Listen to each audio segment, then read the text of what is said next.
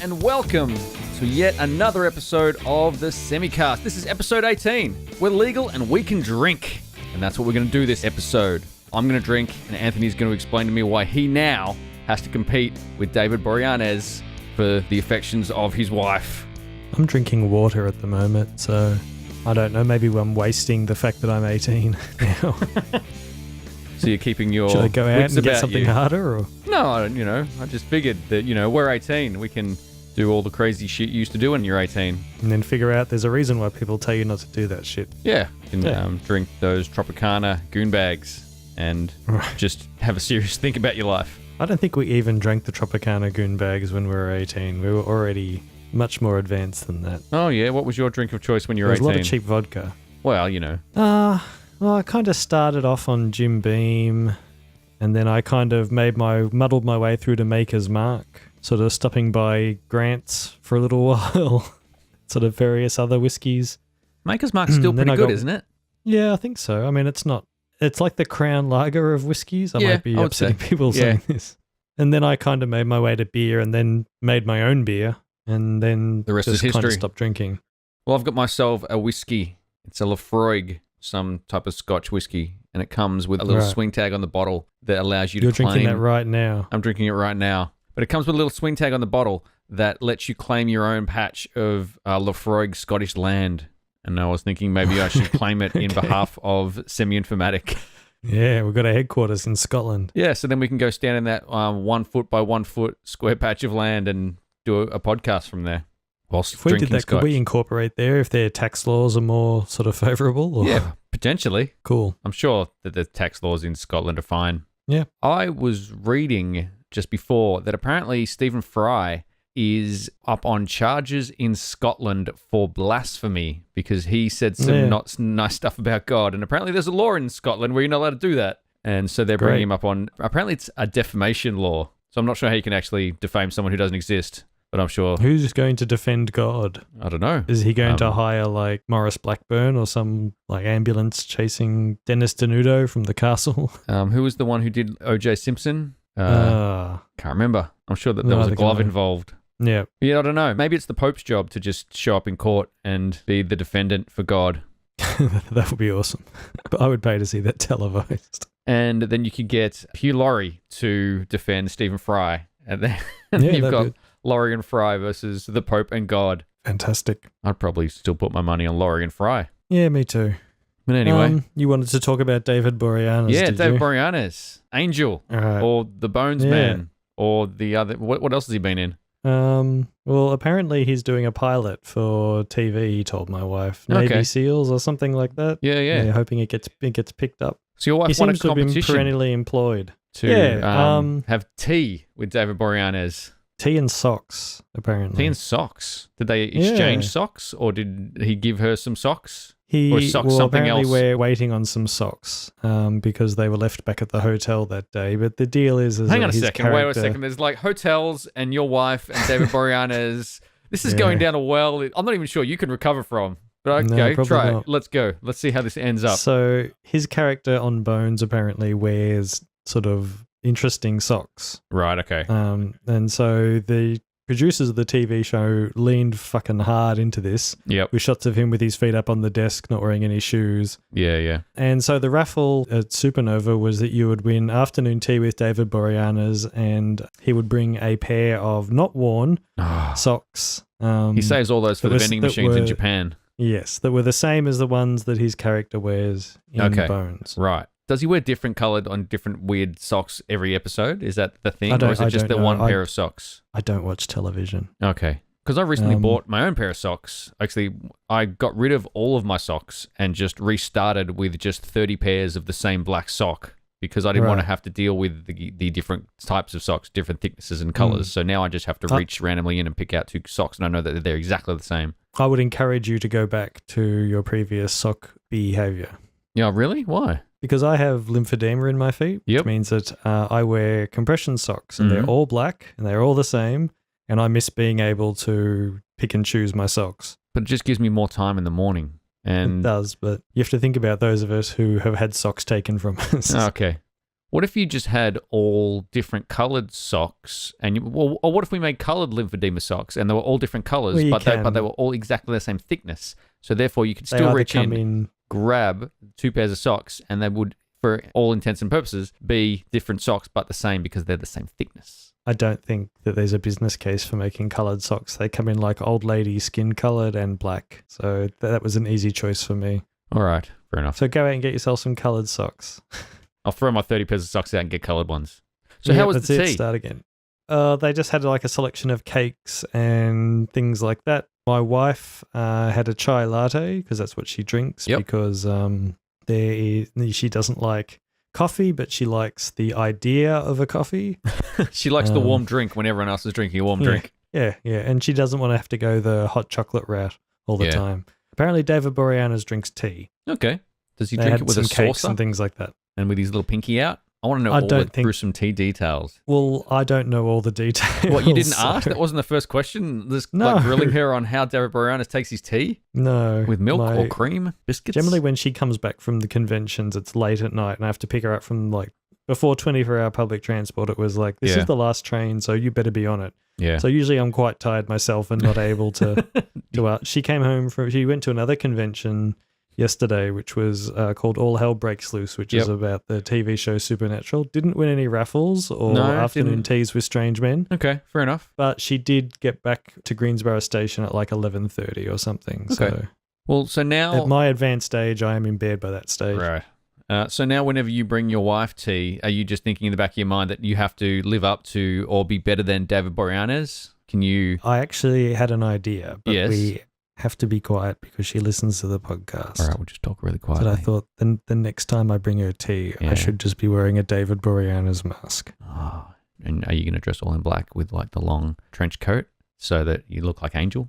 It'd probably have to be about 6 months of weightlifting in between now and then to pull that off. What about when Angel became the Muppet? Maybe you could just be the Muppet version of Angel.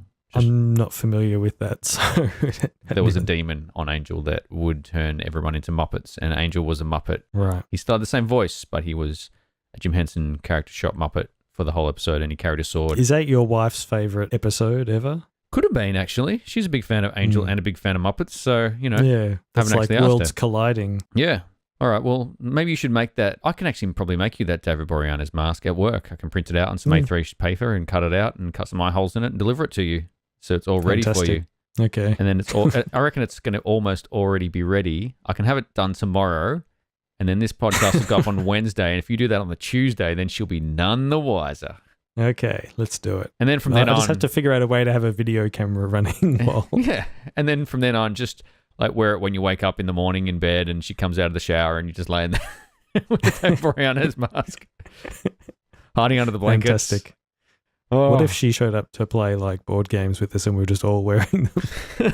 And just had tea. And we're wearing... No, hang on. I was going to say, and wearing nothing but socks, but that's just taking it into an area. To bring this tortured story to an end, David Boreanaz is a very nice man. He seems like a very nice man. Yeah. He always seems friendly. Interested in what my wife does for a living and interested in what I do for a living. And maybe he's a bit too nice. Who knows? Maybe he's creepy. Because he doesn't do trade shows that often.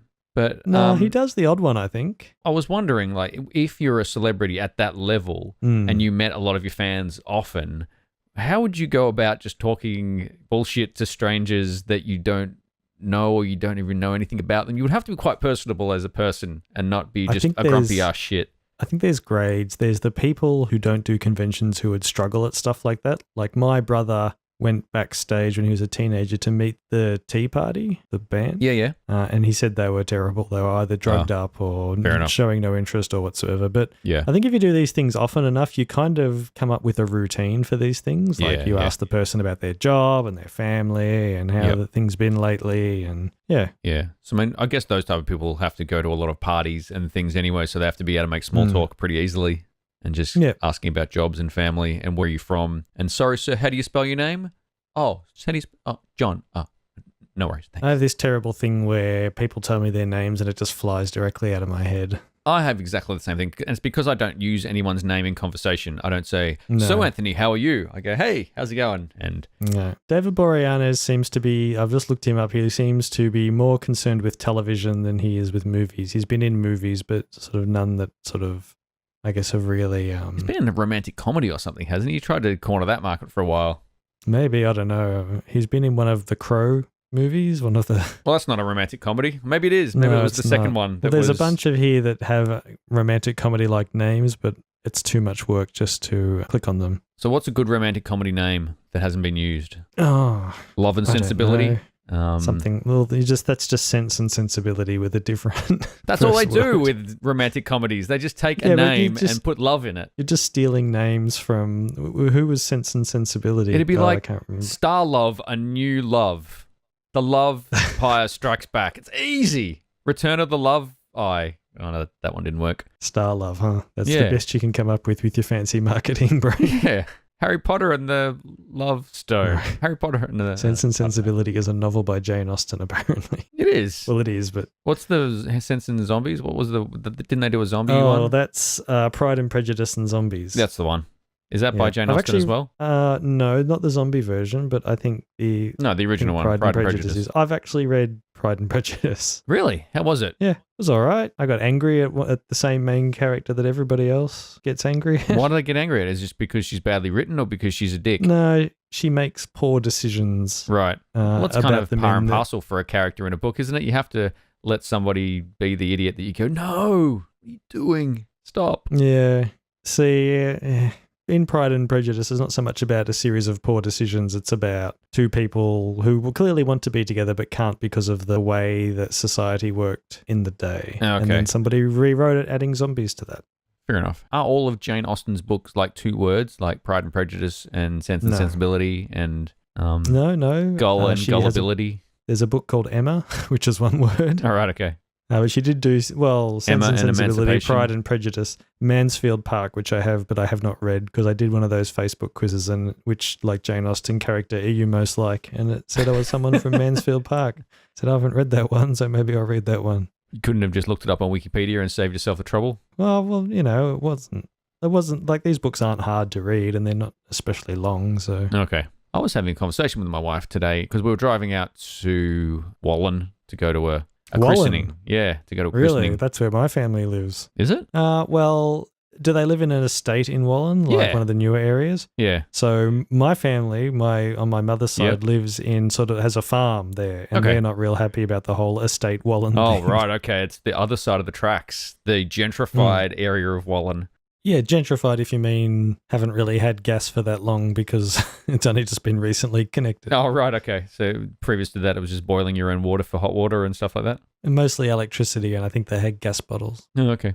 Anyway, yeah, we were driving out there, and on the trip, we were talking about books, and I was talking about how I don't actually read that many fiction books. Like, I haven't really read any of the classic books, but I do spend a lot of my time reading non-fiction things on the internet and learning skills, and I spend a lot of my reading time that I wouldn't generally spend reading those classic stories on, you know, learning how to build an amplifier and doing all that kind of stuff. So, you know, just talking about the differences between, even though I don't spend time reading, you know, the classic literature or any kind of fiction things, I'm still reading because I'm reading fiction in a way. You read a little bit more than me. You do a little bit of mixture of both. Yep, I sit squarely on the fence. My wife goes through books like you wouldn't believe. Yeah. When we went on holidays, she went through all the books she bought with her, and then she bought some more from secondhand shops. And then when she went through those, she found, like, one of the places we stayed had books there.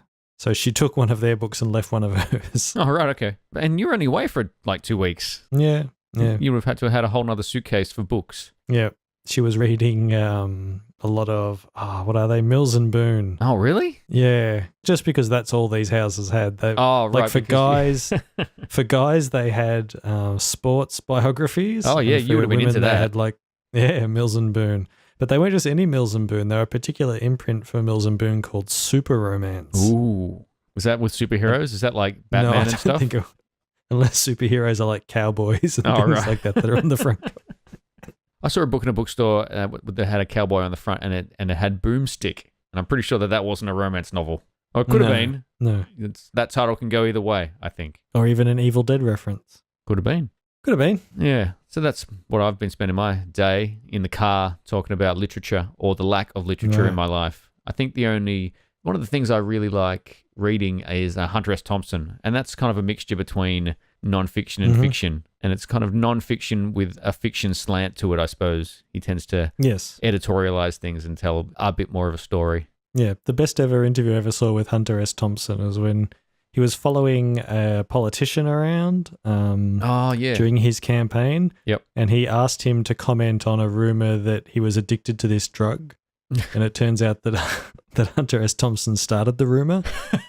And the idea, like he says, and like he was being interviewed, and the guy interviewing him said, "How did you know there was a rumor?" He said, "Well, I know there was a rumor because I started it."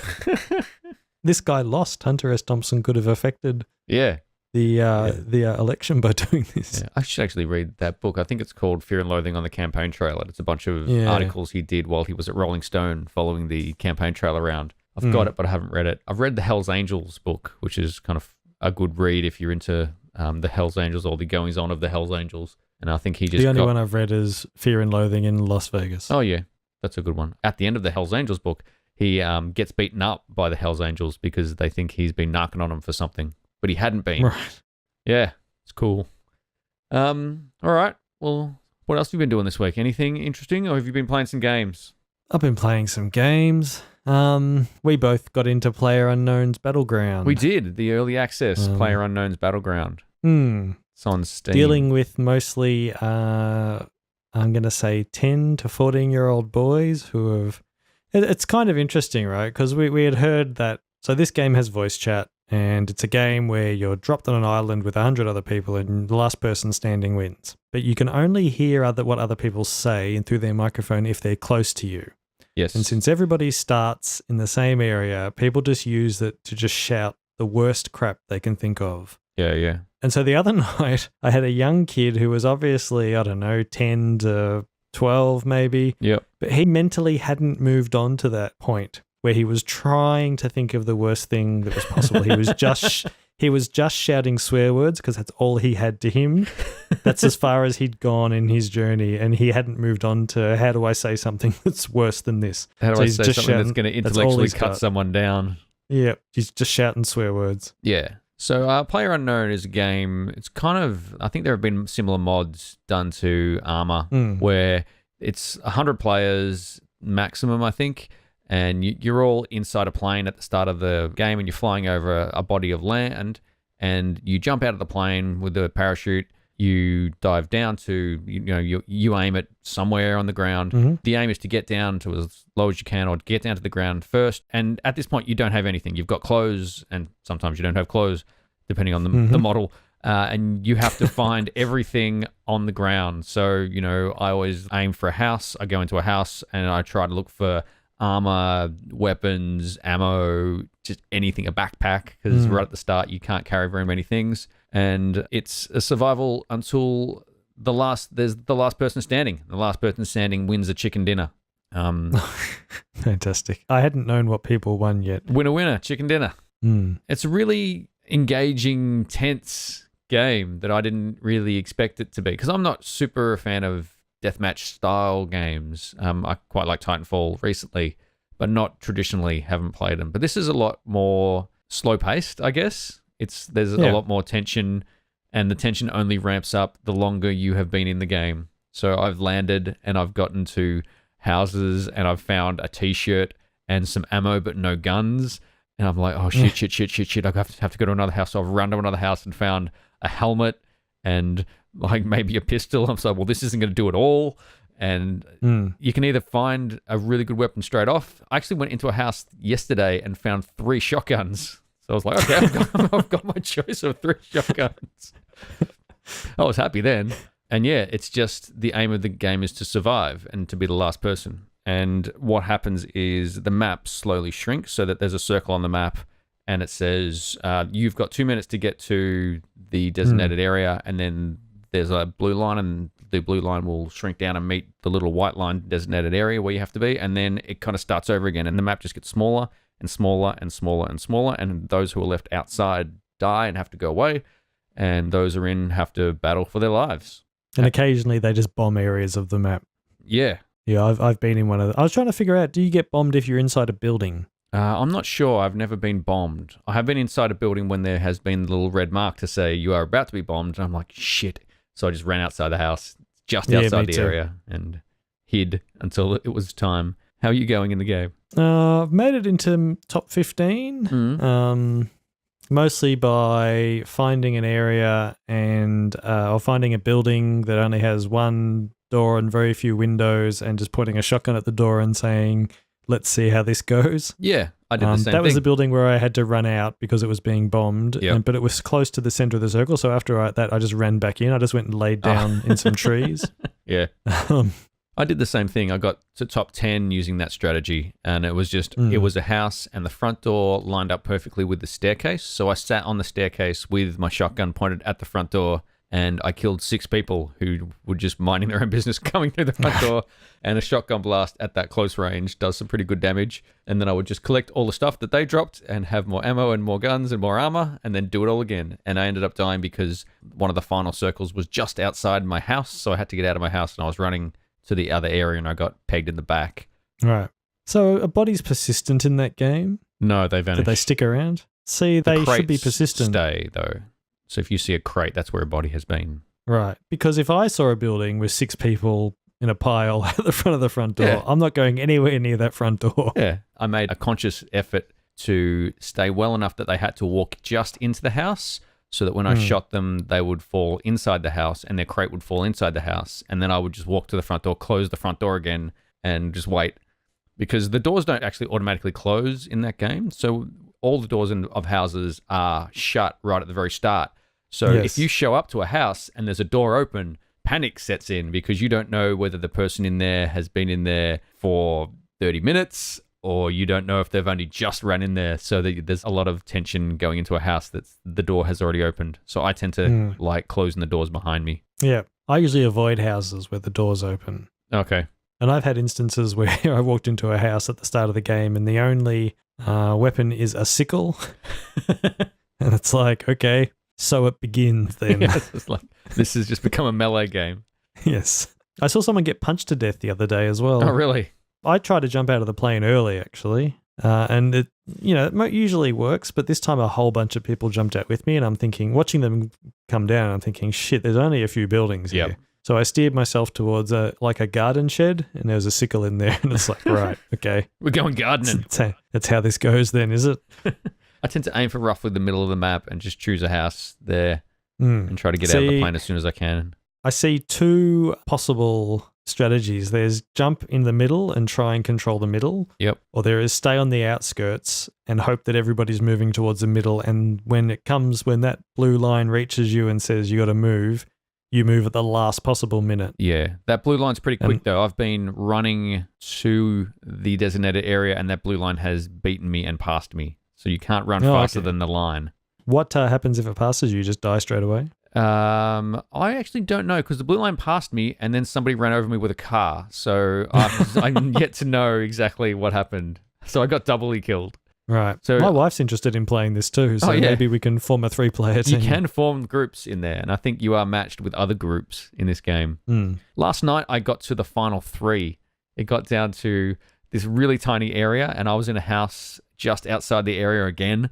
So I had to run and I had to cross a road and it was actually raining. It was the first time that I'd seen weather effects in the game. Oh, okay. And there were 6 people and that 6 slowly got whittled down and I was kind of hiding next to a giant boulder and I was just crouched prone just to try and cover myself a little bit. And it got down to me. There was a guy in a Jeep who was doing circle work around the area, just waiting for somebody to pop out so we could run them down. So I was keeping an eye on that guy.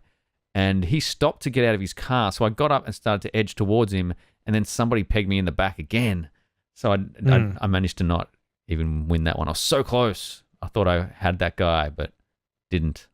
It's a very tense game. I'm shaking by the end of it. And I just needed to go and have a lie down because it gets pretty damn tense. It reminds me a lot of the original DayZ mod in that respect. Yeah. It does feel like a DayZ an armor game where it's got the same feel and the same crouching and prone stances and all it needs is being able to arrest people and send them to a jail. Yeah. But it's still in early access, so they can do a whole lot more. I'd love to see a nighttime version and even more weather effects and potentially more islands and things. Yeah, maybe even a randomized island or something like that. Yeah, because, often it gets you just kind of aim for the same houses and the same roads. Do you think there'll be microtransactions? I can see when I play the game, it's asking me if I want to put in codes to get in-game money to purchase cosmetic items and things like that. I think they'll have in-game purchases, but I think I would hope they would be just cosmetic. So you can, buy yourself a cowboy hat or you can buy yourself just some crazy shit, which I don't mind. Right. You could go down the road of getting some camo that might help you hide, or you can get some pink pants or a hat with 2 beers on it or something. Standout. Yeah. Okay. Well, I've been doing that. I played Mario Kart Online. Oh, yeah? You finally got online. How'd it go? Yeah, that's brutal, that game. Yeah. I usually come 10th to 12th. I've been playing a bit on both the Pro Controller and handheld because I hadn't been playing too much of it handheld. And I struggle a little bit with the Joy-Cons. Just the analog stick of the Joy-Cons just doesn't feel as good as the Pro Controller. Okay. Well, maybe I have to splash out for a Pro Controller. Maybe that's the issue. Maybe. Oh, on the Switch, after all these weeks, I finally got a case for my Switch.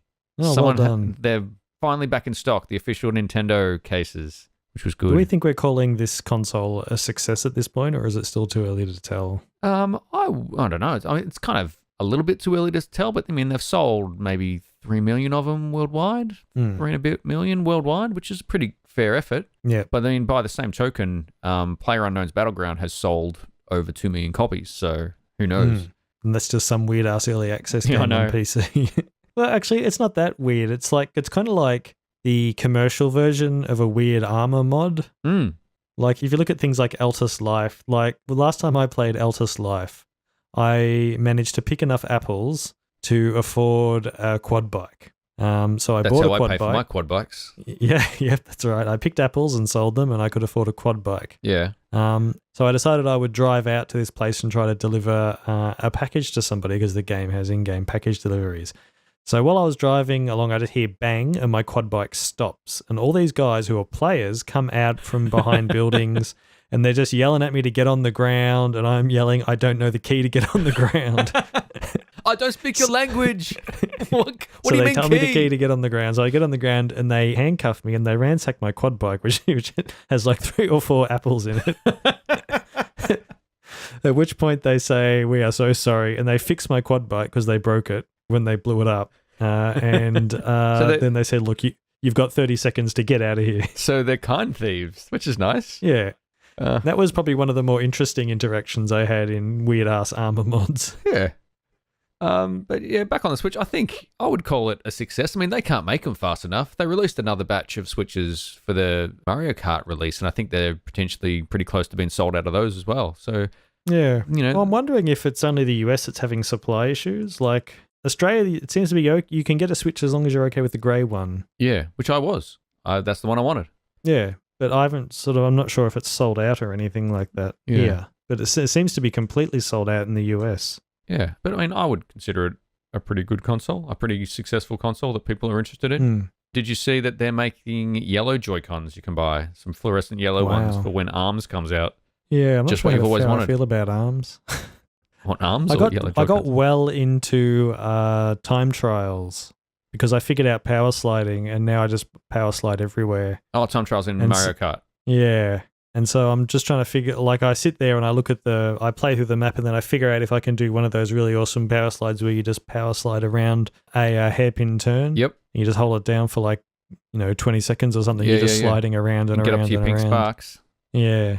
So yeah, I've been trying to upload ghosts when I can. So if you see my ghosts, they're kind of floating around. But I'm just working my way through all the tracks because there's a lot of them. Yeah, I haven't done any of the time trials yet. I've been doing the Grand Prix, and I've got stars on all of them in 150 cc's, and 100 cc's, and I'm just working my way up to 150 cc's. I tried to go straight for 200 cc's, and it was a bit fast. Apparently, the 200 cc level was part of the DLC from the Wii game. It actually wasn't in the original game. Oh, okay. And they added it in. And it says in there, you definitely need to use brakes in this one, which is against my rules, really. I just flat out go around the tracks and slide.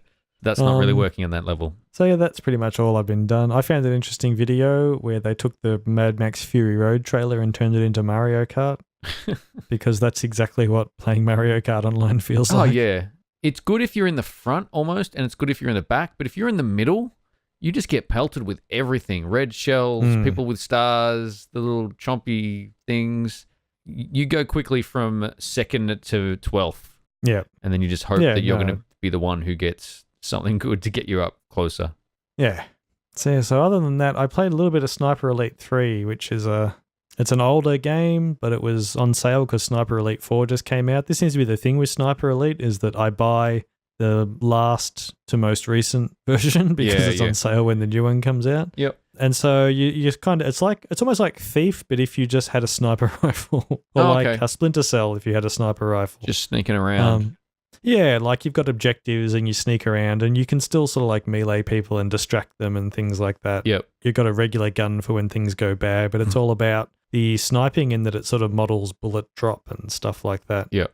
And for a while it just had a Mortal Kombat style kill cam where it just sort of like goes into super slow-mo bullet perspective, goes into the person's body in X-ray mode. Oh, yeah.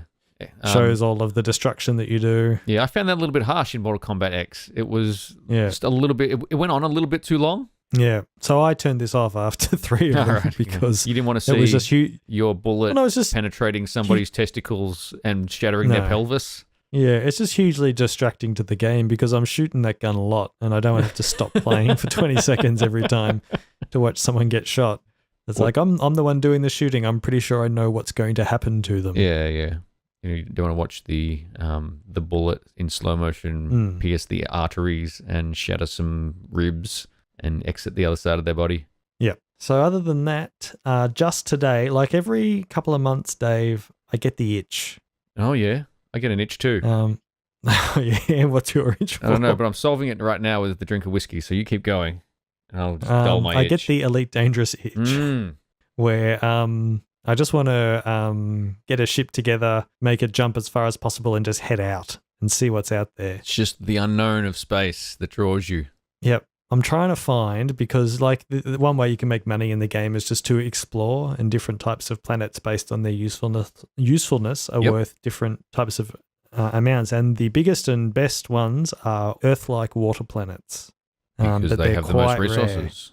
Rare. Yeah, and so I'm trying to figure out, because it's all based on science apparently, Elite generates its universe based on what we know about the solar system. I'm trying to figure out, do I look for a system that has a sun similar to ours, or do I look at other systems that have Earth-like planets and look for that? But I haven't had much luck. Actually, I don't think I've even seen a water-based planet, which is still worth a lot of money, but not as much as one that can support life. Outside of what they refer to as the bubble. That particular planet has to be the certain distance from the sun where it's hospitable for people to live on and all that kind of stuff. Yep. And so I started out scanning Class G stars or visiting them, but some people have pointed out, hey, like red supergiants can probably do the same thing as long as the planet's a little bit closer. Yeah, okay. So I've got a chart of each type of planet and what they're worth. Is this a hand-drawn chart you've drawn up and put up on your wall? No, I stole it off the internet. Someone else did it. And I came across one the other day, and I was trying to match it to something on the chart, and it's like, I can't really tell what this is. So I targeted it. It's like 6 light years from the sun, which is a very short distance. It's like, oh, you're not really going to be worth much money. I doubt I could even land my ship on you without overheating terribly. Yeah. Because you are well close to this sun. Yeah. I got an hour in before this podcast where I just went and jumped towards the Coalsack Nebula, and I spent some time in there scanning some stuff, and now I'm going to try to figure out where else I want to go. So how's the alien thing panned out in Elite Dangerous? I don't know. I haven't been keeping up with it. I know that they recently patched the game and added in like a character creator where you could set what your appearance is. Yep. So you're not just a ship floating in space anymore, and that's, I guess, kind of moving towards being able to get out of your ship or move around. Getting onto a space station, going to a cantina, finding yourself a the latest one, or the next patch, I believe, is going to be, the next big one, is going to be multi-crew ships. So you buy a big ship and all of your friends pile in. And hey, we should do a video on that. Yeah, we would need a bunch of copies of Elite Dangerous. I'm not sure what the value is on that, though, because I can do pretty much everything with my ship just by myself, so they would have to add some stuff into the game that would make it worthwhile. Maybe you just want a partner. Maybe you just want to be two people. Maybe it's like a clan, and you've got littler ships that go on the bigger ship. Yeah. I know that you could probably do something like have someone on board, and when you land on a planet, you get this little rover called a scarab. You could probably drop someone down in the scarab and then follow them around. Oh, yeah. Because the most boring part for me has been dropping down to a planet, finding a signal, like a resource that I need to tag, and then driving all the way there and then driving all the way back to my ship. Yeah, yeah.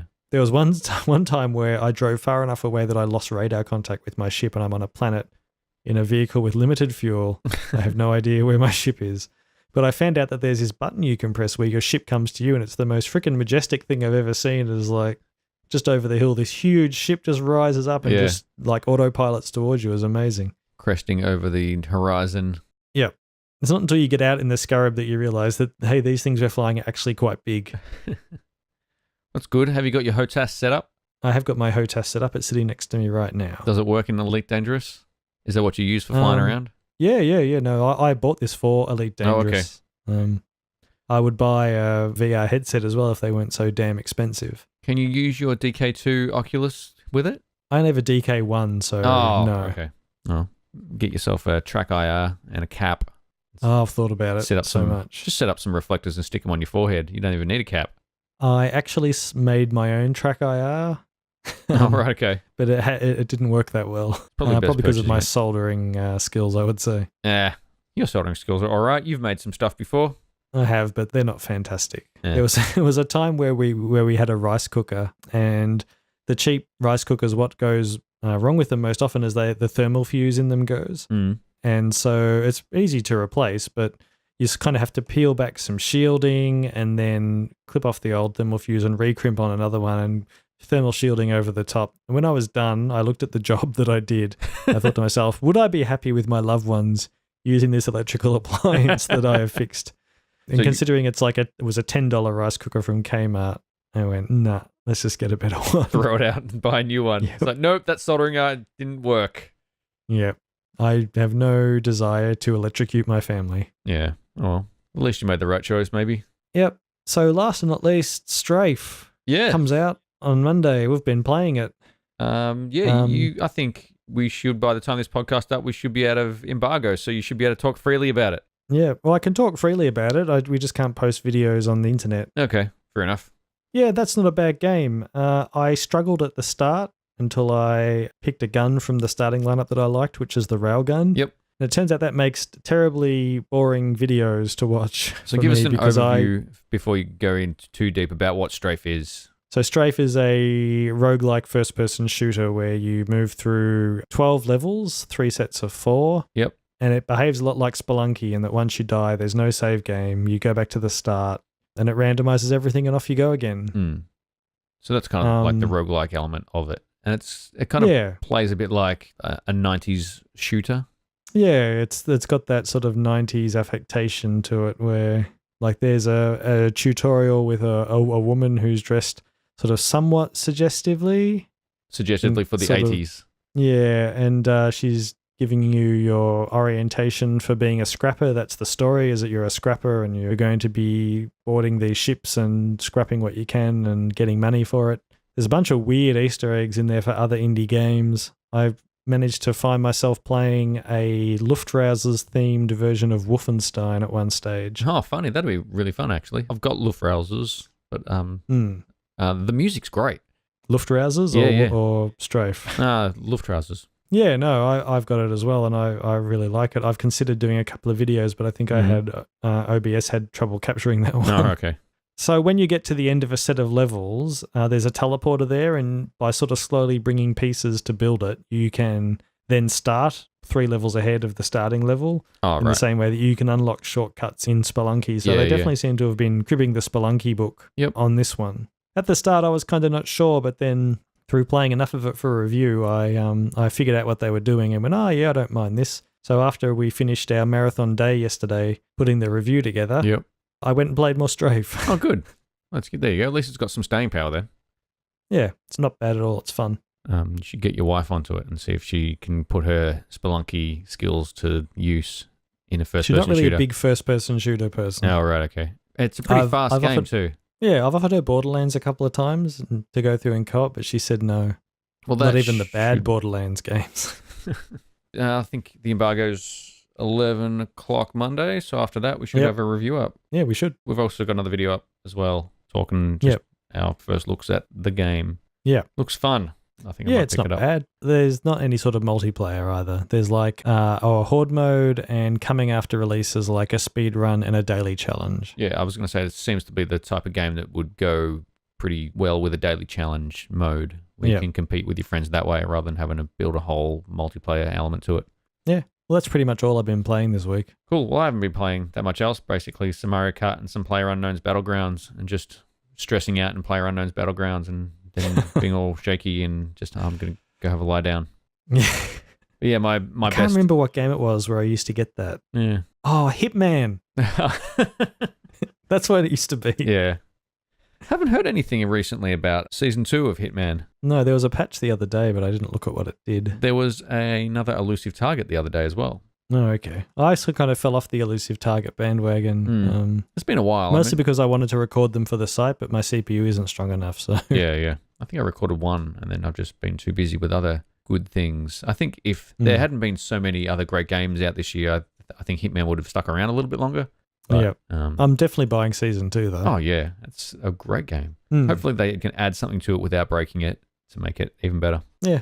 But that's pretty much all I've been playing. PlayerUnknown's Battleground, which my top score has been number 3, which I was very stressed about. So let's move on to some news. Darksiders 3 was this week leaked by Amazon. Yeah. They posted some box art. But then later in the week, it was officially announced by THQ Who's actually Nordic. doing that? THQ Nordic. So THQ went... Oh, Darksiders. Yeah. Oh, sorry. I thought you said Darkstalkers. Oh, did I? No, I'm pretty sure I said Darksiders. No, you said Darksiders. I was just an idiot. You were just hoping. What if we saw Morrigan inside Darksiders? Yeah. They're the same Still sprite. using the same spray. Yeah. So Nordic have done a really kind of clever thing. I think they've kind of whacked THQ in front of the name because they bought a lot of the properties, and I think they bought the THQ name.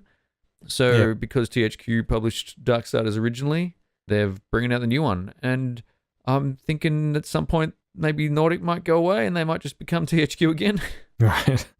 It's funny how that works. But it's a completely different team though. Was THQ a big enough name to justify sort of trying to become THQ? I think they had a lot of games. Like they were publishing Saints Row and so they did have a pretty big library. And if you can bring a lot of those back, I think the THQ name might still be something that you look. I sometimes look at THQ games and go, "Oh yeah, I wonder what THQ." Oh, that's right, they're no longer in business. Yes, that old thing. So yeah, Darksiders was leaked and then it was officially announced. I have to think that maybe they just pushed their official announcement out earlier. Maybe it was they were trying to hold it off for an E3 type thing, but they figured that because it was already teased that they have officially announced it, so that'll be good. I didn't kind of play too much of Darksiders 2. I played through all the way through Darksiders 1, but not that much Darksiders 2. I should really go back to play that a little bit before this one comes out. Yeah, I don't actually even own 2. It was a different feeling game. I always see it for super cheap on throughout tables on the Xbox 360 and PS3. You can buy it for like $10 now, and probably get it pretty cheaply on Steam as well. Oh, cool. Then next we have Chet Falzek. He's leaving Valve, which is interesting. Reggie Fils-Aimé. Chet Falzek. He's leaving Valve. If you don't know who he was, he is one half of the original Old Man Murray team who joined Valve. And he's been writing. The other being Eric Walpole. Yeah, who actually also left recently as well. So to join Double Fine of all things. Oh, really?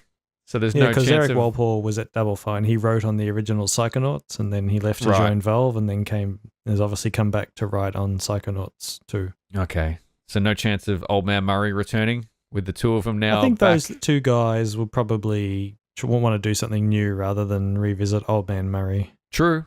Maybe we could see a Kickstarter soon about relaunching Old Man Murray. It was kind of one of the first humor game review sites around. They did a lot of the groundbreaking work there. And I think Gabe Newell originally said that because of their criticisms of first-person games, it really influenced them on how they made Half-Life 2.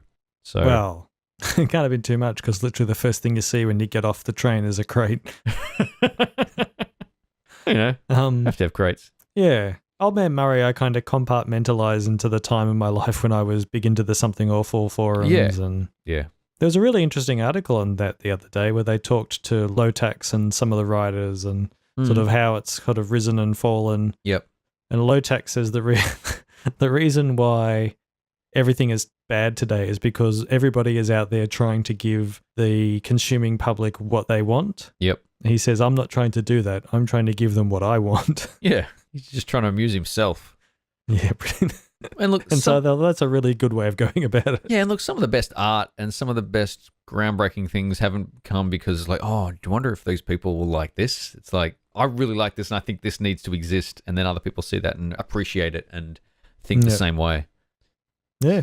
Well, so there you go. Chet Falzak is no longer at Valve. But that's, they've kind of gone away from making story-based games for a while. So I'm not sure. It's all Dota all the time. Yeah. Dota and what's the other one they released? Team Fortress. Yeah. It's hats. It's all about the hats. All right. And then we've got AFL who want to, was announced this week that the AFL want to enter the esports business. They think that there's some money behind that and they own Etihad Stadium. So they're thinking that, they can cram a bunch of people into Etihad Stadium and run some esports. Yeah, which is, it's interesting. I think the AFL are trying to find a new audience. And there's talk in this article about whether the AFL, each of the teams might form their own esports teams, and they probably wouldn't be football related, but just kind of sports related. I think they're going to probably use it as a way to encourage younger kids back into football or back into competitive sports. But I think they just see money being thrown around, and they think, I like money. I have people who we report to that like money. Maybe we should get into that. We've got a stadium. Not sure I trust the AFL. No. Like the way that they run the AFL. Yeah.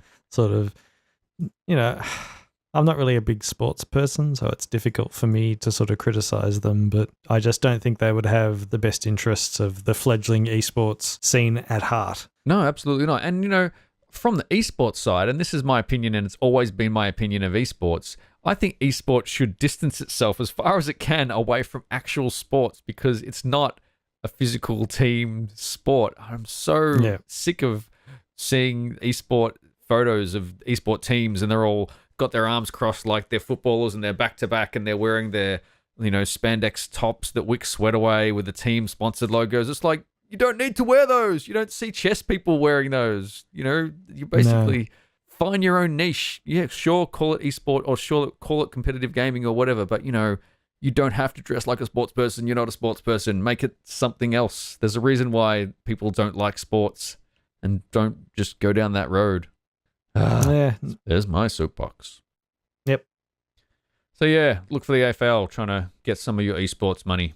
Yes, they're apparently not the only ones. Oh, no. Who else is looking at some esports cash? Probably the WWE.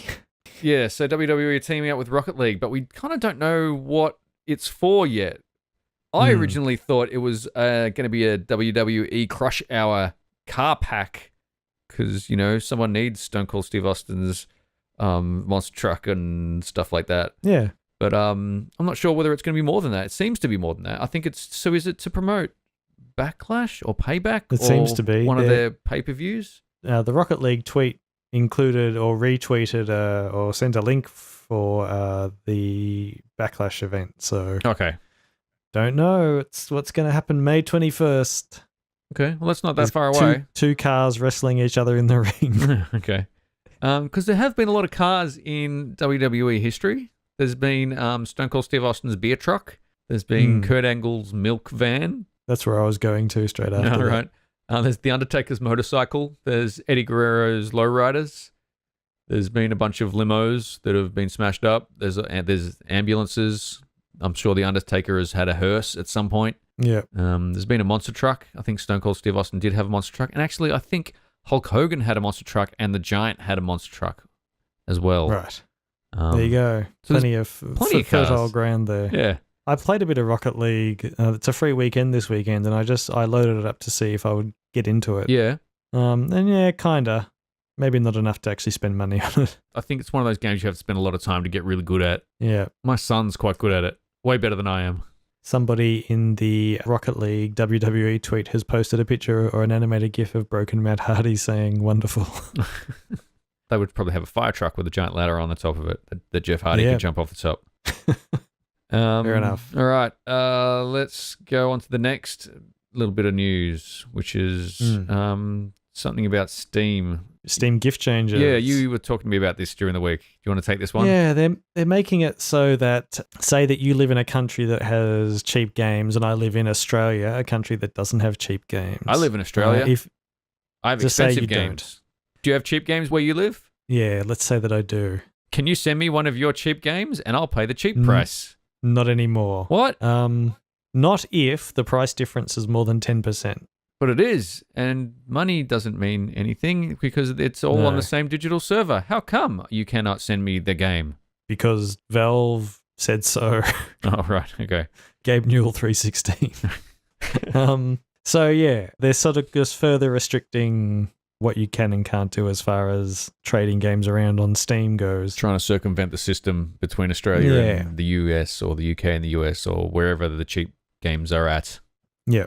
And it's actually even worse than that because, one, we don't have the Australian dollar on Steam yet, so we have to buy in US dollars. Yes. And they tend to price our games at the same price as Australia, but in USD. So Prey at the moment is $79 USD on Steam, which is $106 Australian. Yeah, yeah. At JB Hi-Fi, when it was released, it was $59 Australian. So you pay $50 more having to buy it through Steam. I've actually started to notice that even the Steam sales they don't feel that cheap anymore. No, not anymore. Even something that's 50% off, you're still paying $25 for a game that's been out for a few years. I've found myself buying less and less stuff on Steam, and it's got to the point where I tend to buy things on Green Man Gaming, which is a little bit cheaper than Steam. Yep. Usually they're about 10%. Did they give you keys for Steam, or do you have to download them separately? Yeah. Okay. They're a partner for 2K and people like that, so they're above board as far as I can tell. Or I hang around on the Game Deals subreddit, where they only post vendors who are sort of on the up and up. So Humble Bundle and Green Man Gaming. And I've started to buy things from Good Old Games as well, now that they have their own client. Yeah. Like when Steam first came out, I just said, why can't everything be on Steam? I don't want to download Origin, go away. Yep. But now I kind of think they need to be badgered by somebody else. Oh, yeah, absolutely. Because if everything's on Steam, then they can pull something like this and go, no, that game you can get for $50 locally, it's $100. And you've got no recourse. Yeah. Competition's good, everyone. Consumerism and competition, that's how it works. Yeah. So yeah, that's sort of a bit of a shift in my thinking about how I purchase games. I've been buying a lot of PlayStation games recently. I haven't actually bought a Steam game in a while. I think PlayerUnknown's Battleground was the first one I've bought in quite a while. And I've just been watching the PlayStation store sales, and they seem to have pretty good sales once every fortnight. You know, a lot of games being 50 to 70% off. And hoping I can get a PS4 soonish. I'll meet you at JB Hi-Fi tomorrow. Yeah, probably. But I'm trying to get some stuff out of the way for the house. We've got a guy coming to install a wire door on the front of the house. Yes. And I think we're going to look at a dishwasher. Oh, we've been looking at a dishwasher for ages, and then it just gets too hard when we go, but we have to install it, and that means we've got to lose some of the space where we store our cups, and then we've got to run some pipe here, and then it becomes too difficult, and then we forget about it.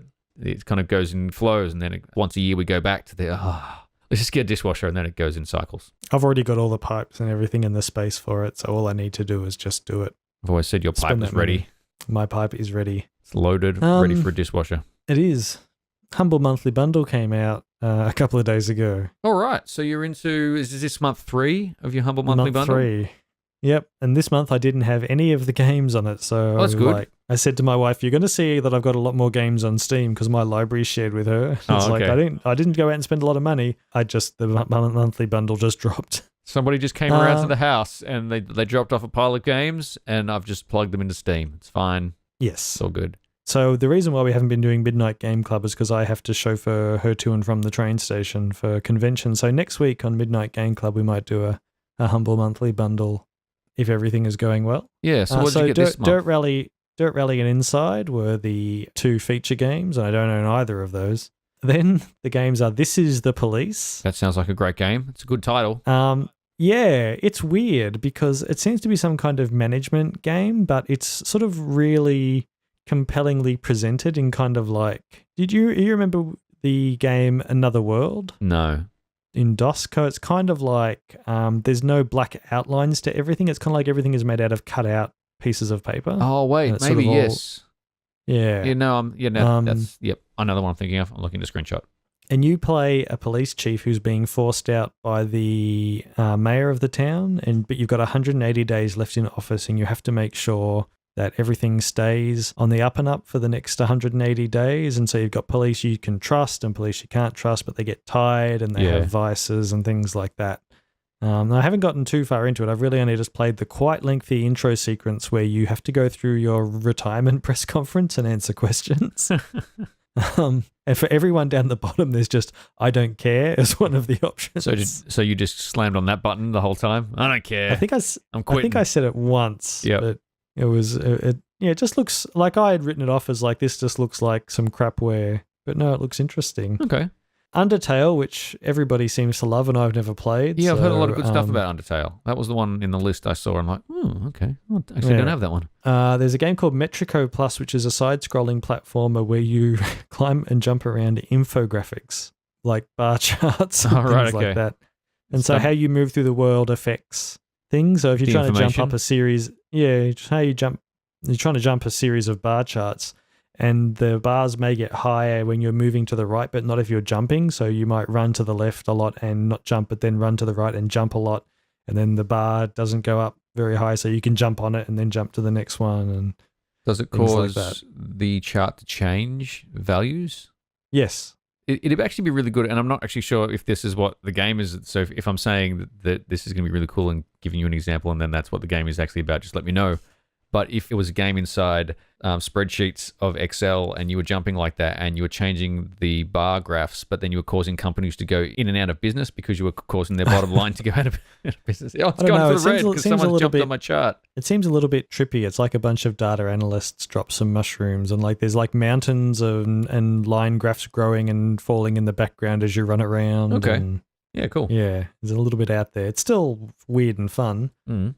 The Turing test is kind of like cross between Portal and what was that one that the Talos Principle. Yep. Where you're playing a person who's been woken up by a ship's AI and something's gone wrong on the moon of Europa where your ship is orbiting. Mm. And he's lost contact with the crew and he needs you to go down there and actually figure out what's going on. But there's a bunch of tests called Turing tests that the crew has set up that he needs your help to get through because he can't get through them because he can't solve them. Yeah. Okay. Now, the second I sort of found that the crew who had previously been here had specifically set these tests up to keep an AI out, I immediately thought, why am I helping this thing? But don't think about those things. No. So just really ripping through the other ones because I haven't had a chance to play them. There's Ghana, Press Jump to Die Edition, Super Rude Bear Resurrection, A2BE, a science fiction narrative, and that's it. The premiere game for next month is Stellaris, okay, which I have, so I'm going to have to figure out what I do with my copy. Yeah. I don't have a copy of Stellaris. Would I like Stellaris? Is that the type of game that I would like? It's kind of like a cross between Civilization 4 and Europa Universalis. Oh, I remember that. I remember us talking about that. Yes, maybe not. Mm-hmm. Maybe give it to Chris. He might already have it, actually. Okay. I went through and did a whole bunch of my Humble Bundle games I posted to our Discord chat the other week because I already had copies of it, so I was just letting people grab them. Oh, yeah. That was a while ago, wasn't it? Probably. Another week. It could have been months. Who knows? Anyway. Yeah, Chris does already own Stellaris, and so does Cameron, so we have to figure out where this one goes. Okay. Maybe Randall. That might be an interesting proposition. Yeah. All right. Rule this space empire, Randall. What else we got? Something about Rogue Trooper Redux? Yeah. So, Rogue Trooper is a game that came out on the PS2 and the original Xbox and PC. Mm. It's based on a 2000 AD property where you play the rogue trooper, who is a GI or a genetic infantryman. Who's been genetically... Yeah, this is a big hallmark of 2000 AD, is it's just ripping on things. It's basically a thinly veiled satire of the Vietnam War. Right. But the idea is there are two sides, the Norths and the Southers, and I believe Rogue was in the Southers. And the idea is that they genetically modify these guys to fight on this planet because the atmosphere is poisonous and their skin turns blue as a result. And so Rogue's entire battalion or unit... not really. Okay. Yeah, Rogue's entire battalion was killed, and the comic book kind of follows his quest for revenge for this turncoat general who was responsible for sending his unit into this no-win situation. But he's joined by his friends.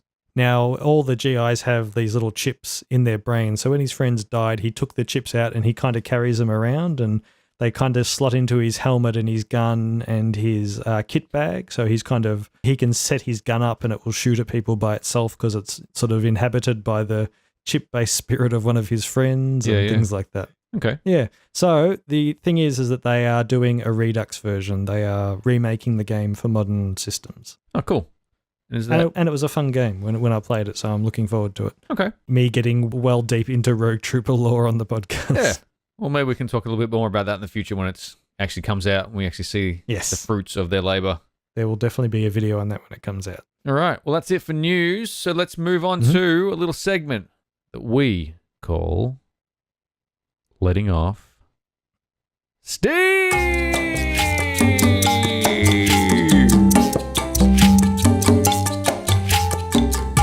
I've been building up a lot of steam. You have? Yeah. Let's let some out. Let's let some out of the steam holes that you've got. I think I may have had beans for dinner or something. Oh, lucky I'm not in the same room as you. Right. And that we're not podcasting through a medium that involves smell. No. So the first game I picked is called 9/11 Operator.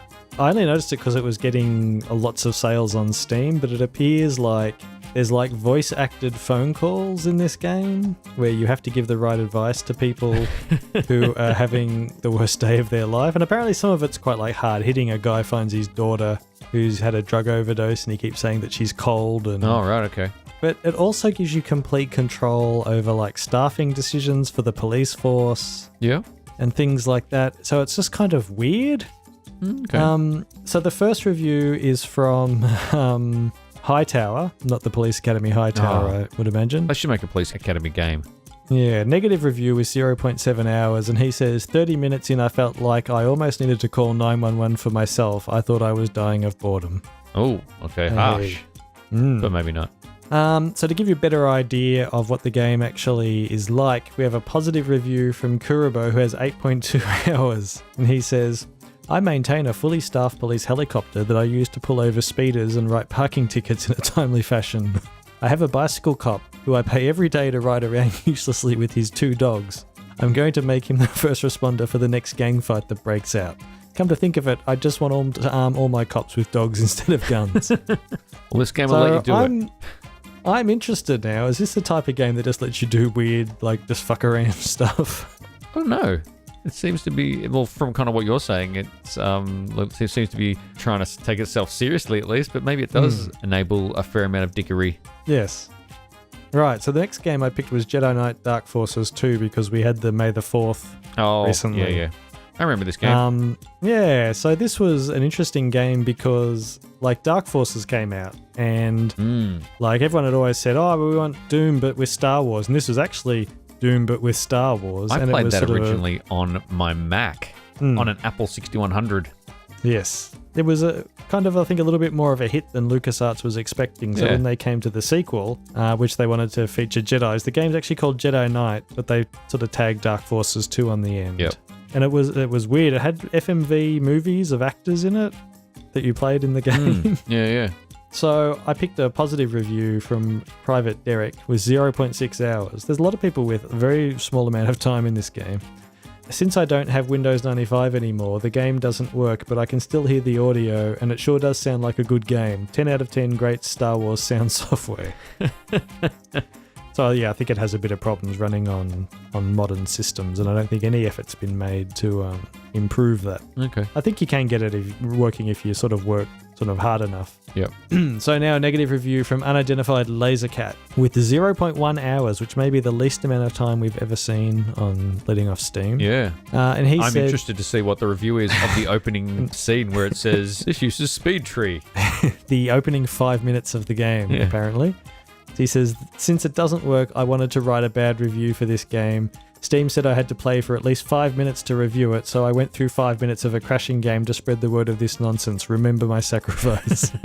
Well, that makes sense. There seems to be a rule out there, for good or bad. Yeah. It was still a good game. I guess it's just a matter of getting the sort of community-supplied executables because, God forbid, a major company fix their game to work on a modern operating system these days. It's interesting, though, that it's still available on Steam and you can still buy it without any particular warning. So, I mean, maybe it's good these people are out there giving it bad reviews because it needs it. Like, probably sounds like it needs some work. As long as you're running Windows 95, I guess. If Steam even still runs on Windows 95. I doubt it. I'm sure you can find an old executable of it. Yeah. So for the next one, I picked Marvel Heroes 2016 since we're right in the middle of Guardians of the Galaxy coming out, and there's seems to be a fairly also a version of Marvel Heroes that's being developed for consoles at the moment. Yeah. Marvel Heroes Omega, I think. Yeah. There's looks to be some pretty sketchy Guardians of the Galaxy DLC for this game. So awesome. I picked a negative review from Eddie. Just Eddie. Eddie. With 5 hours in the game. And he says, if you want to live forever, play this game because 5 hours on this feels like 5 years. Now, I find this interesting because this is one of those games where the person references the time played, but the time played in this case still matches the time played that he's actually played. So he hasn't played it after this. He's literally stopped at 5 hours. Well, it's a negative review. He doesn't like the game. Yeah, but there's been other negative reviews where it's like, this was the worst 20 hours of my life. And you look at how much time they spent playing it, it's like 38 hours. Yeah. It's like, you obviously went back for another look. Yeah. There you go. I didn't think that game felt like 5 years. It was an alright game. It was alright. Yeah. Just they went a bit hard on all of the different currencies and this and that and rewards for logging in and doing this and redeeming this and storing this in your inventory that you have to pay for. And I went through the whole game with Daredevil, who was one of the opening characters, and I never spent a dime or a dollar or a coin of 50 to 5 cent. What would be the saying is that you wouldn't have spent a dime, but what's the Australian version of that? Wouldn't have spent 5 cents on that? Maybe. Yeah. Just doesn't have the same ring. It's dime. Dime's got a good. I spent money on Gambit. That's it. Okay. Well, knowing you, my favorite, that's what you would do. Yeah. Yeah. So now we've got a positive review from Bat Meme Dank Knight. Okay. Let's just this move on. I picked this just for you. This is going to be good. Thanks. Yep. Great. He said, wait a second. That's a lot of hours. I just saw this. Okay, you go. I'm reading ahead. 1,261.4 hours. Fair amount of hours. I wish DC did a game like this so that there can be an entire hub of Batmans running around saying, I'm Batman. We're Batman. Yes, we are. We are all Batman. Yes. Yeah, I didn't mind that game, but it just really made my RSI flare up. Oh, it was a clicky game. They just would like, okay, so in Diablo, you click a lot, right? Well, let's make a game where you have to click more than that.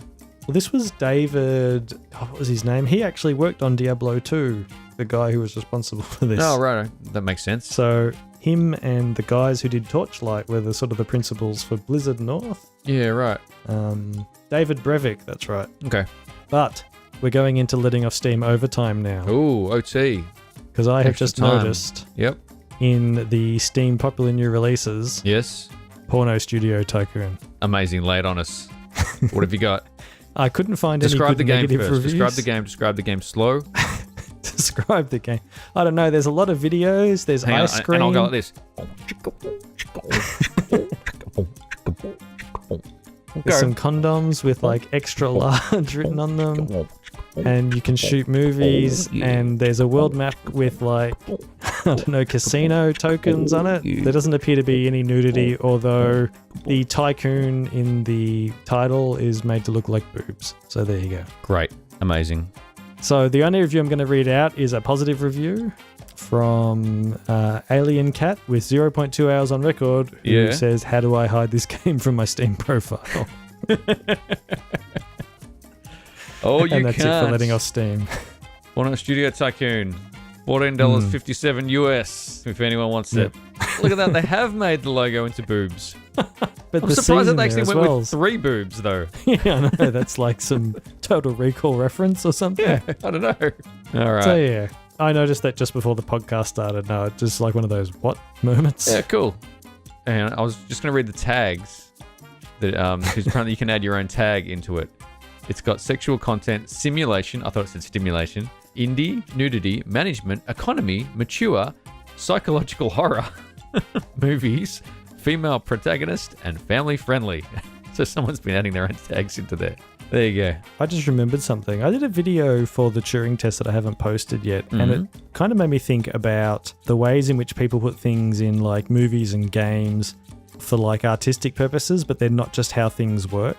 So this robot AI in the Turing test, like you sort of wake up from cryosleep and it's looking at you and you see the aperture of the camera open and close. Oh, okay, yeah. And it's sort of just done for effect, I guess, to make the robot seem more human, but that would just let less or more light in. It's not like it's focusing on you or anything like that. So there's really no reason for the robot to open and close the aperture, especially if it goes back to the same aperture it was before. Yeah, he's just letting more light in. He just wants to... Then I started to notice more things, like the fact that there were like fans, like, you know, those industrial fans you see that are kind of on a stand on the floor? Yeah, yep. They're scattered around the ship. Why does the ship need industrial fans? It doesn't have air conditioning or climate control or something, so... That's all it's got. Yeah, this just... I don't know why Porno Tycoon made me think of that, but who knows? I was trying to find a good negative review, but... There isn't any, trust me. I haven't found any. It's just people saying, how do I play this with one hand? Whoa! Oh, this doesn't have a tutorial. Yeah. Good. All right. You got extra bonus letting off Steam this week.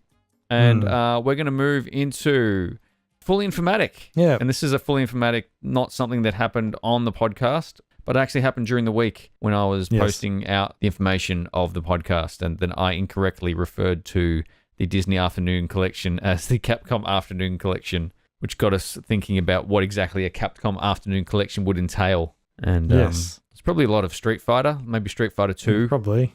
Maybe Street Fighter EX. It would have to be Capcom properties that were converted to cartoons. So Street Fighter for the movie would definitely be in there. Yes. There was a comic book made of Street Fighter. I'm not sure if that really counts. I know that there was some direct-to-video Dead Rising movies.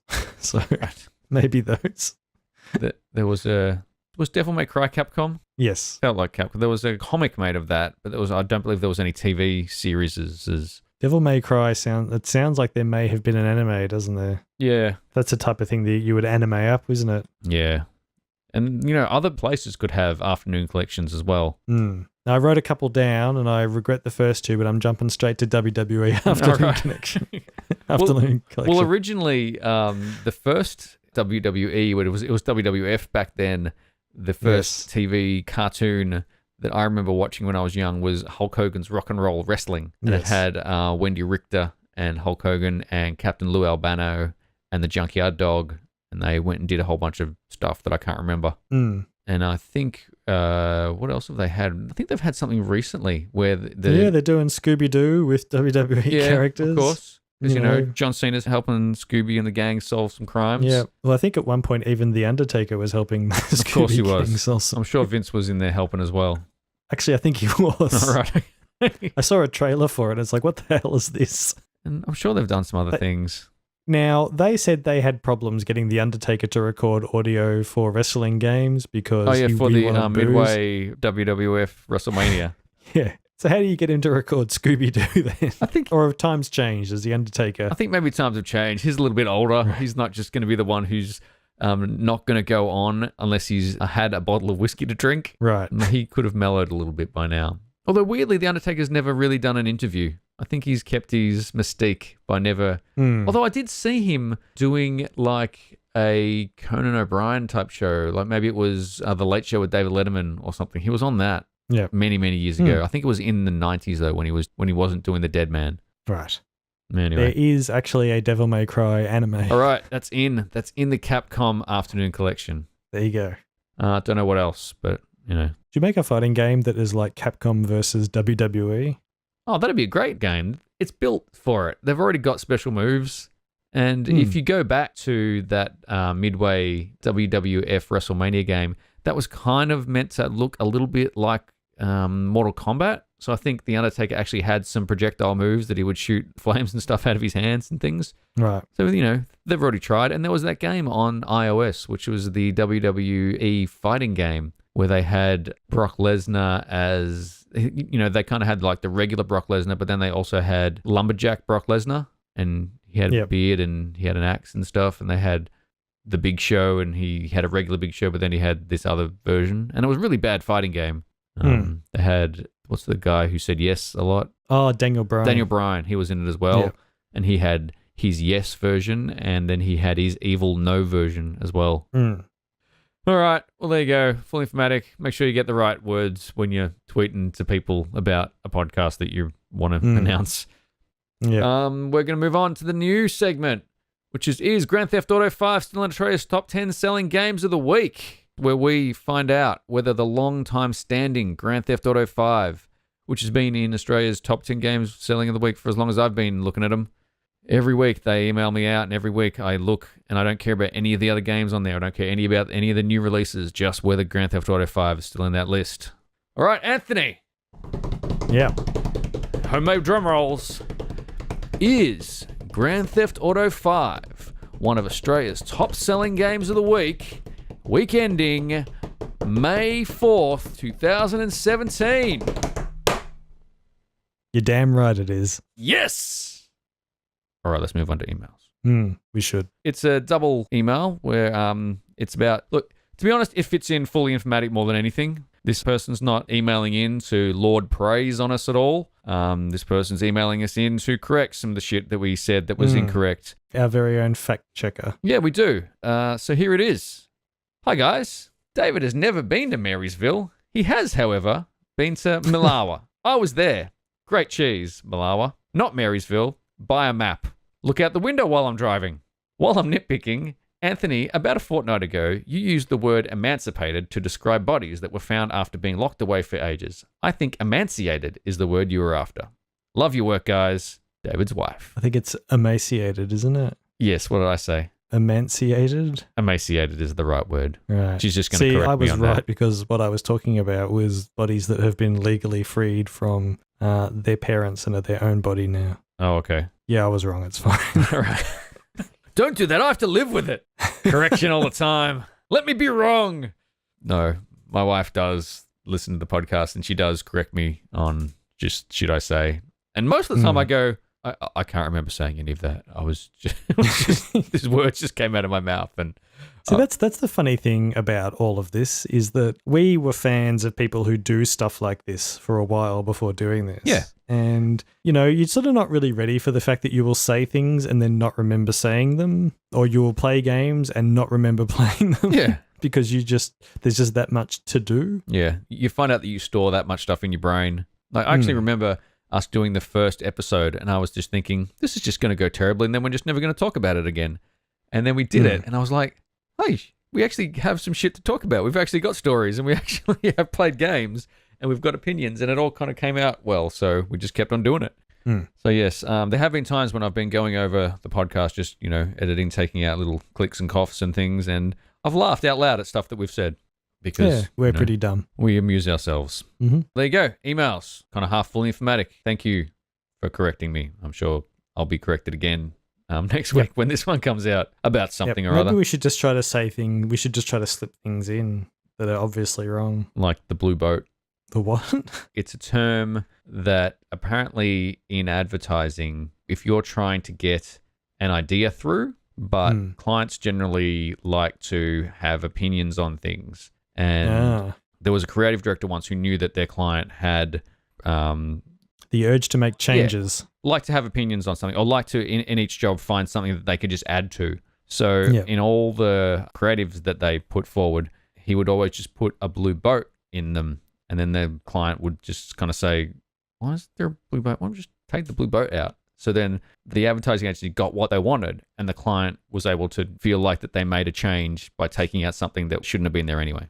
So it's called adding a blue boat. All right, well, we need to find words that we can use incorrectly that will eventually drive your wife insane. We do that anyway. I'm sure we do that anyway. All right, let's move on to releases of the week. I've only got one release of the week. Mm. Everything that's out is already out. Puyo Puyo Tetris has been pushed back to, I think, next week. Weirdly, it's out everywhere else except for Australia, where it's been pushed back till sometime in May. So, oh, really? I don't have a copy yet. You can get a demo on the Switch, but you can't get the full game yet.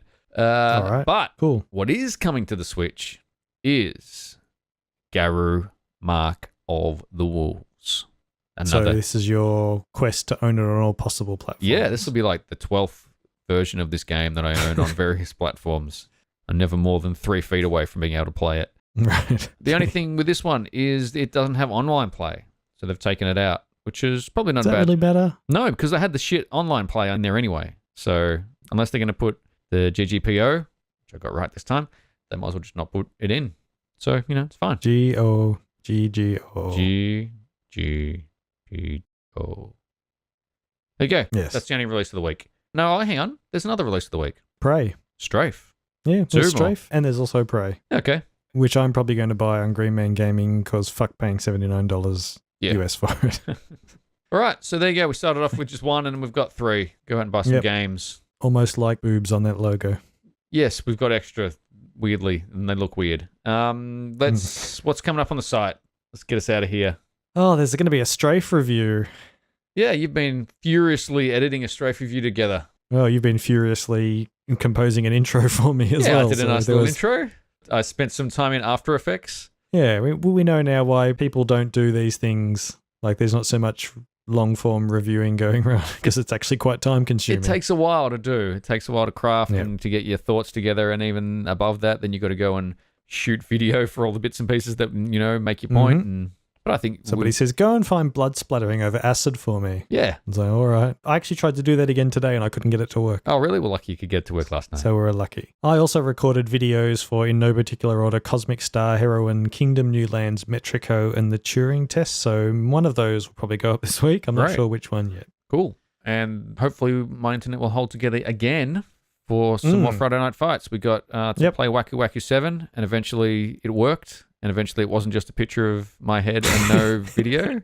I thought this was a brave new Twitch streaming paradigm where you don't see the game, you just see Dave reacting to it. Yeah, I didn't hit the button which brought up the game screen, and I didn't realize because I wasn't watching that screen. I was watching my TV because I get the better frame rate on the TV. And I was just having a ball. And then my wife pokes her head in and I'm like, what are you doing? I'm recording. She's like, you're not showing any of the game. I'm like, Anthony just texted me. I'm like, shit. Yeah, because Anthony first tried to talk to you I wasn't watching Twitch the chat. I don't watch chat. Then he SMS'd you. Yep. And then his last resort was calling your wife. It's like, can you just tell your idiot husband that he's fucking it up? So I had to cut that bit out. But anyway, I cut it out when I put it up on the site. Yeah. But maybe we can do a B-roll of me just for 10 minutes looking like I'm playing a game. I had some good thoughts on that game that I had to try and remember and then put into the second half. So, anyway. Yeah. That was fun. Waku Waku 7's a good, fun game. Probably my 3rd or 4th favorite SNK fighting game. Maybe we should do a Neo Geo tournament where we just put all the fighting games up on a dolly wheel. And it just gets spun, and that's what you're playing this round. Well, we were going to do the bad game dolly wheel, which we should still do. Yes. Just go to EB. What was the deal with that? Oh, that we would just go to EB and buy a whole bunch of bad games, and then put them on a dolly wheel, and then spin the dolly wheel, and then have to play the game that popped up. So you would have to play Barbie's Horse Adventures or FIFA 2009. I don't know if that was a good game or not.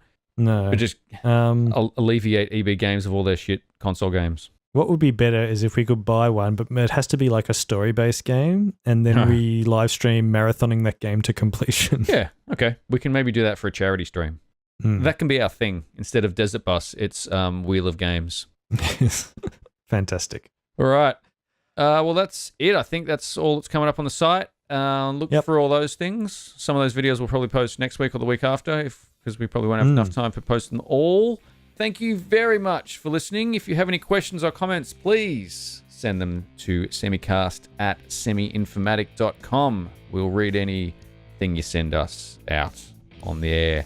Or feel free to send us a message on Twitter. We're at Semi-Informatic. You can subscribe to the show on iTunes, where you can find some past episodes. And while you're there, we'd love it if you could take a few seconds to leave us a rating or a review. We'd love to hear what you guys think about the show. You can also find Semicast show archives, as well as other videos that we've been talking about online at semioinformatic.com. Thank you very much for listening. It's been great talking to you again. My name's David Shack. I've been here with Anthony Murphy. And just remember that we love that you love doing what you love. Thank you very much. Talk to you next week. Emaciated. Faded.